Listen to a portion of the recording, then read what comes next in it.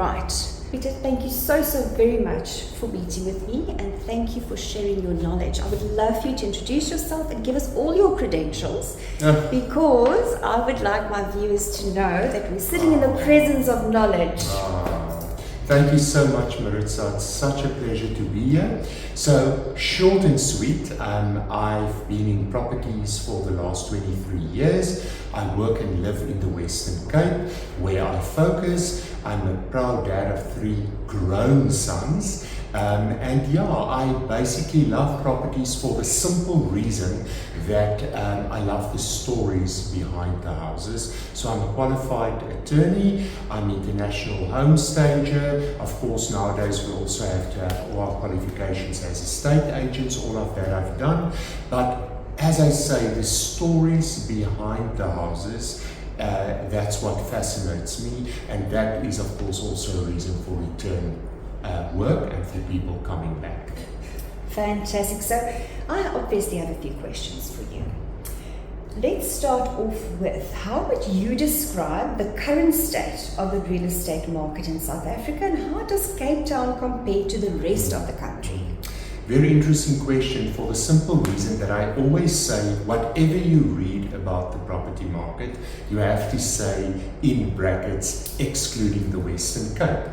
For the simple reason that, regrettably or fortunately, we have our own little economy. There's a huge movement, a huge celebration movement from all upcountry provinces to South Africa, to the Western Cape, and that of course leads to an influx of people. The Western Cape also attracts a lot of international buyers and sellers, so we really do have our own little economy, and I think we're fortunate enough to say that whatever happens in the rest of South Africa automatically is not applicable to the Western Cape. The Western Cape buyer is very often a very fortunate buyer, and the buying trends in whatever is slightly different here, and we work on a much more positive market sentiment than a negative sentiment which is applicable to the rest of South Africa.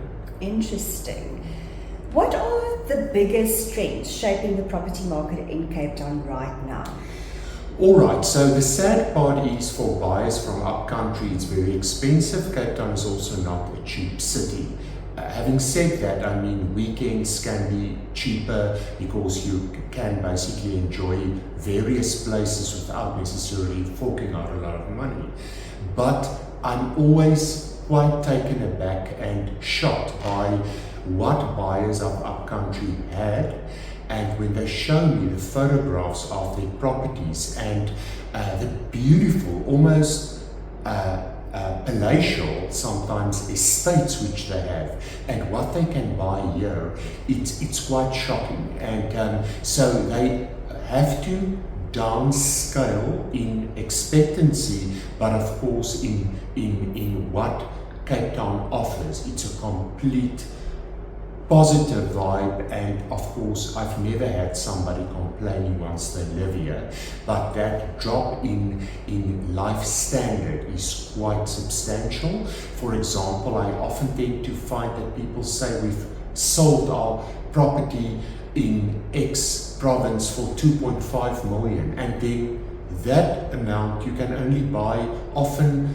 a plain flat or a very small townhouse in Cape Town. Of course, it depends which areas, but currently in Cape Town, I tend to find people want modern, they don't want old.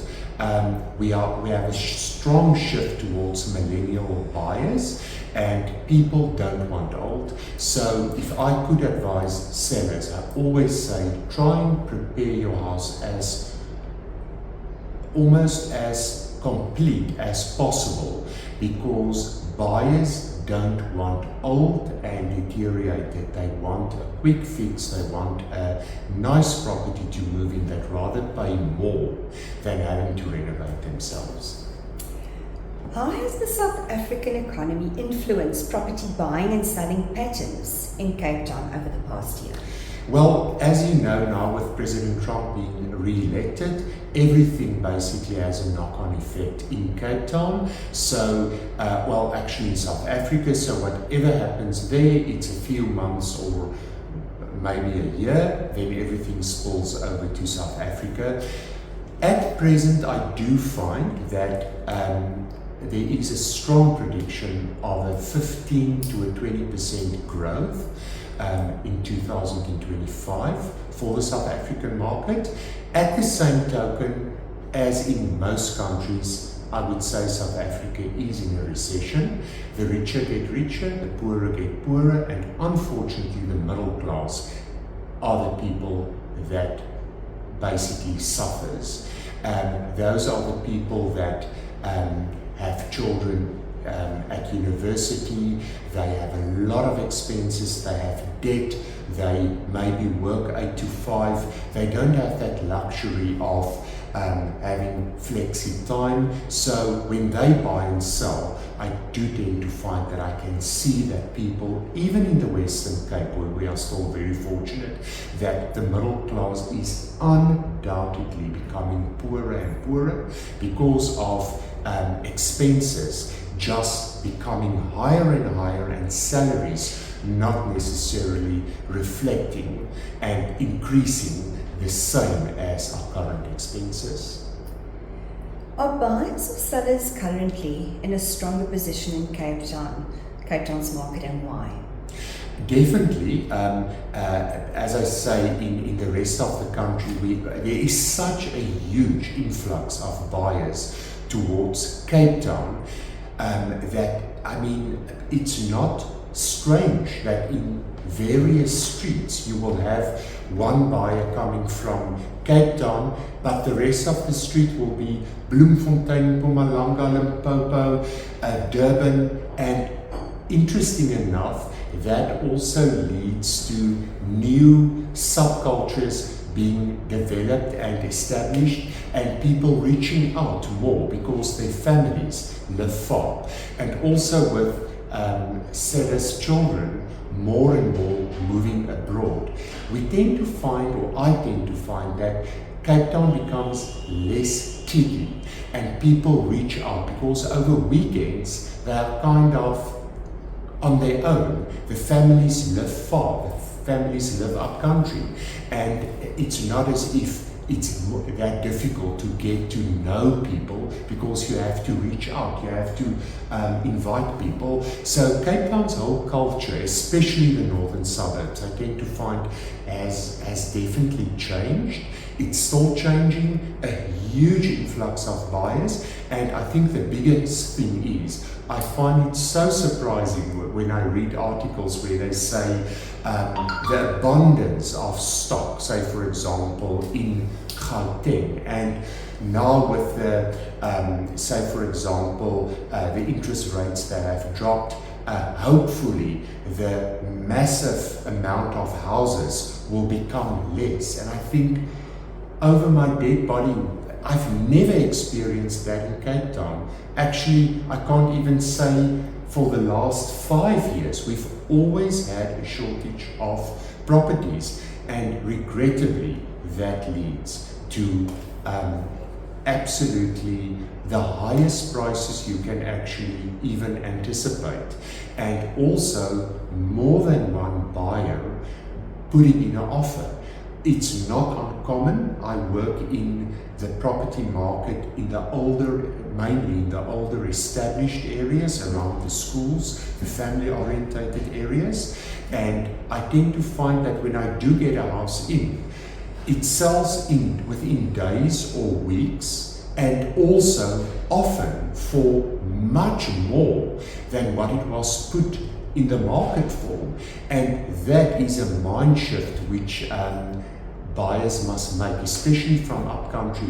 They don't want to believe how fast it is, and it leads to record prices. People, as I say, often offering far more than what the house was advertised for. For sellers, what are the key factors that can help a property sell faster in this market? I'm sure this is a question you get very often. Yeah, as I do valuations on a daily basis, I love advising people. You know, what actually happens is that people become very subjective over the years about their properties, and then they furnish it and they change it for their own needs, and it's not necessarily right for the market. So when your estate agent visit, it's actually quite the right thing to ask him or her, listen, if you had to be the buyer, what would you have changed on my property or to my property? And even if you're not the international home stager the way I am, I do tend to find that if you work with buyers and sellers on a per hour basis, 7 days a week, you do tend to know what buyers and sellers want, regardless of your own preferences. And I think the more sellers would listen and ask the advice of estate agents on home staging, and also what they will change and how they can enhance the marketing process, and how they can put their house almost at an unfair advantage towards other houses to get a record price, I think that would be the most knowledgeable change they can effect to their properties, to learn from the estate agent. And then of course an estate agent must also be willing to give guidance in that regard. Absolutely. So let's look at investment and opportunities. Is Cape Town still considered a good place for property investment, and what areas offer the best return on investment in your opinion? I would say definitely yes. We work with investors also on a daily basis. We did find the last, I would say, 2 years that more and more rentals are being placed on the market to sell, which tells me that investors are also backing, but those are regrettably, unfortunately, also more a middle class investor, which need that money, or who need that money for extramurals, for tertiary education, maybe to live off, or to make his pension plan float, or whatever. So that we have currently, but Cape Town as an investment area for sure. The Atlantic seaboard for sure still attracts international buyers. There are still the highest selling prices, like in Bantry Bay and areas like that.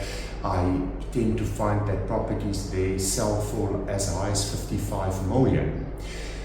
At the same token, in the rest of the northern suburbs, I do tend to find that Durbanville is a very good investment area, not for international buyers or sellers, but definitely for more local investments, and of course anything in security. So there are plot and plans, people, even in the Western Cape, where our security isn't such a big topical issue as in the rest of the country, security estates, security complexes, anything in security still enjoys preference above a so-called open area.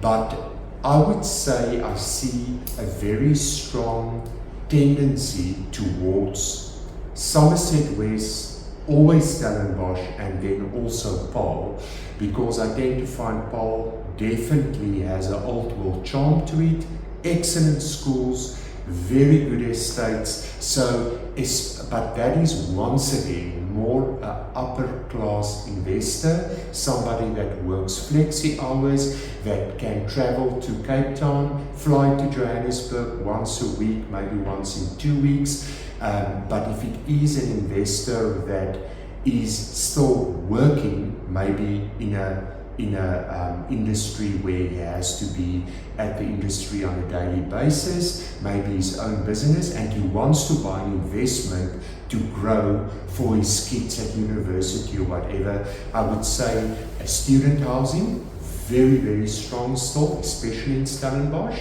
and then retirement also, and then to rent retirement apartments out until such time as you want to move in there or sell it again, and then of course flats and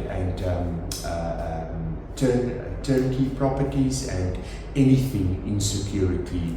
It will always be a good investment.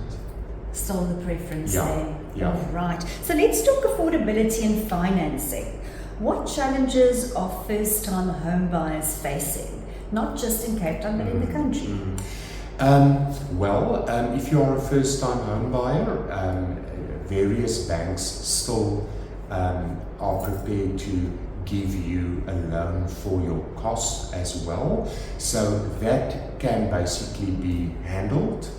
But I think the biggest thing is to get a deposit together, and then of course your transfer fees and transfer duties, which is something which of course isn't financed. So I think at this stage, for young people to get a deposit together, that they needn't apply for a 100% bond, but even if they do get a 100% bond, and then to have the money for transfer fees, transfer cost, all of that.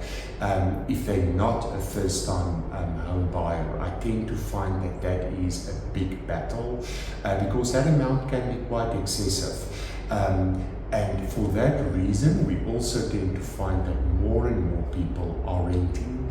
It's interesting that in I would say 5 years ago, longer, people would really be very resistant against renting a property.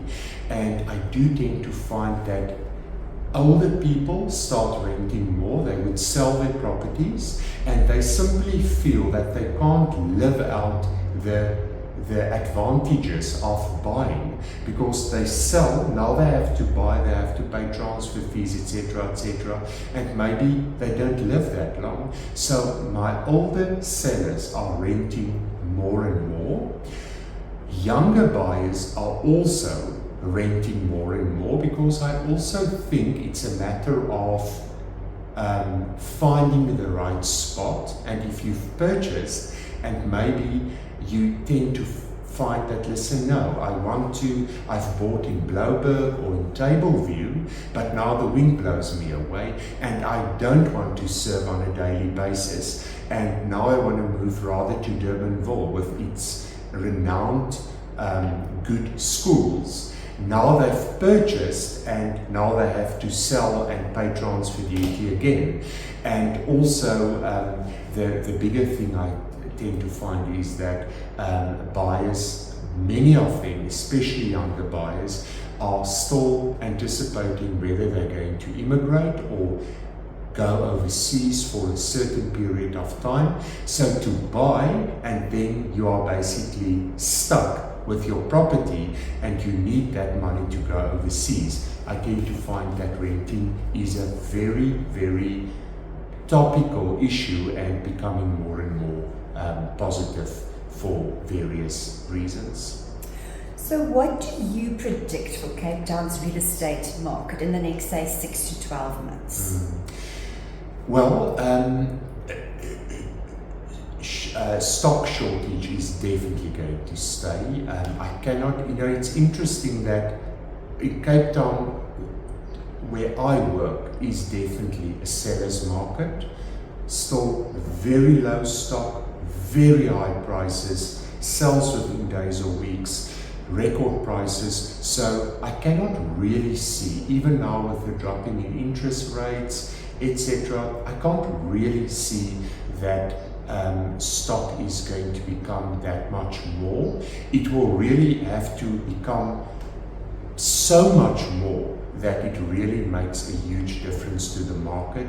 And with the semigration trend coming to Cape Town, I mean, we are just stuck with our present situation with the total shortage of properties.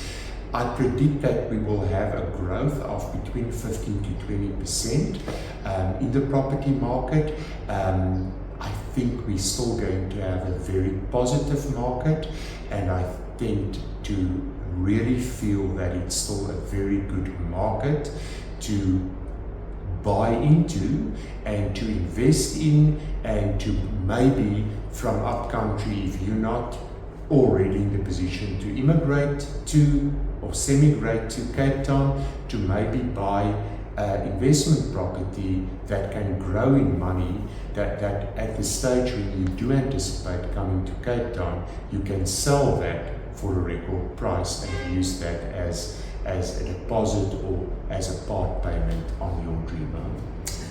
Now, your advice. What advice would you give to someone looking to buy, sell, or invest in Cape Town real estate market right now? Well, depending on where you're going to buy, I find that buyers often make offers. I mean, we all want to bargain, but what I tend to find is in certain areas, in certain price brackets, whether you want to believe it or not, there is no room for negotiation. The property is priced so right that if you make an offer hoping or thinking that the seller will have the time to come back to you, to play backwards and forwards, often the estate agent get so many offers that there isn't time or the opportunity to make a counter offer. Then the buyer is annoyed or frustrated. Why didn't you just tell me? I would have offered more. But all the different offers have to be, the content have to be respected, and you can't disclose any information. So if your estate agent tells you, listen, this property is priced to sell, and it is close to schools, and you also feel that you can tick off all the boxes, rather make your best offer immediately than losing it over 10 grand, 50 grand, and you losing an excellent property just because you thought that there would be an opportunity to come back. That's the one thing. And then I think it's important to consider schools, because even if your kids are perhaps out of the school, if you want to resell, everybody in the northern suburbs thinks about schooling and how far they have to travel. So rather buy closer to schools so that your property grows faster, even if it's perhaps an older property, than buying a newer property too far from schools, and find out what the feeding areas of those schools are, so that you needn't move again and again. It's so sad to me to often see how buyers tell me, listen, we've bought here from Gauteng maybe, and now that our kids are school going age, now we find out that we are not we don't fall in the feeding area of the school where we want to be. Now we have to sell. Now it's difficult to get in. The route back to school and back take much too long. You know, it's just such an unfortunate situation. So I think consider schools, and then I always tell people, just almost tongue in the cheek, there are a few things which you should just always, if you are looking for a family home especially, and you are intending to have kids, or you already have kids, stay clear ideally of flat roofs, stay clear of parks adjacent or immediately opposite or backing the property, because it's a security risk. Stay clear of busy roads, and visit the property on more than one occasion, because so often the property is on show on a Sunday. If you revisited that property on a Monday morning, you would have seen it's in the, well, basically in the drive-through zone of people going to school, things like that. And then overall, I would say ask who the neighbors are, ask how long the property has been on the market. If it is an older property, it's not uncommon to ask, could I bring an accountability partner? Could I bring my builder with? Just to find out if the frame, if the skeleton of the house is good, especially if it is in an older area, because you have all these horrific stories of properties being renovated and then the cost is so excessive that people tend to find that, maybe we should have bought newer. And then lastly, roofs. I tend to find that roofs are a huge expense, and some houses have, apart from flat roofs, have asbestos roofs, which have to be replaced in years' time to come, and it's a health risk, etc., etc. And to take it off, you talk about a 200,000 to 300,000 joke, and that is without even having renovated. So there are a few things which I tend to find a person must just consider. Sorry, lastly, also north facing. In Cape Town, the southeaster howls for 3/4 of the year. So the more north facing your property is, forget about the view. Find a property that is level for easy living without too many steps and terraces, etc. Because it's just like that. Then it's hip replacements, grandfather and grandmother can't visit, they can't care for the kids, and north facing, because then your house is cool in summer and cozy and hot in winter, and your outside entertainment area is out of the southeaster. And I can't tell you, with Cape Town being well renowned for its poor weather, if you have a north facing entertainment area and living area, I can tell you it makes a world's difference in living, in warming the house, cooling it, and also to entertain. Pieter, that is real estate gold. Thank you for your wealth of knowledge. Thank you very much for your time. Thank you so much, Maritza. It was such a pleasure. And if anybody would like to give me a tinkle through you to me directly, I won't charge them. They're very welcome. If they would just like to have a second opinion on a property or on an area, often the estate agents know about inside knowledge, and it's such a huge investment, and it's usually your biggest asset, so you can't afford to buy wrong. So I will be glad to help, and good luck with your channel and with your good work, and love working with you. Thank you so much. What I'll do, if you are comfortable with that, is we can put your contact details in the description box. Very welcome. Okay, excellent. Thank you so much. Thank you. Nice chatting to you. So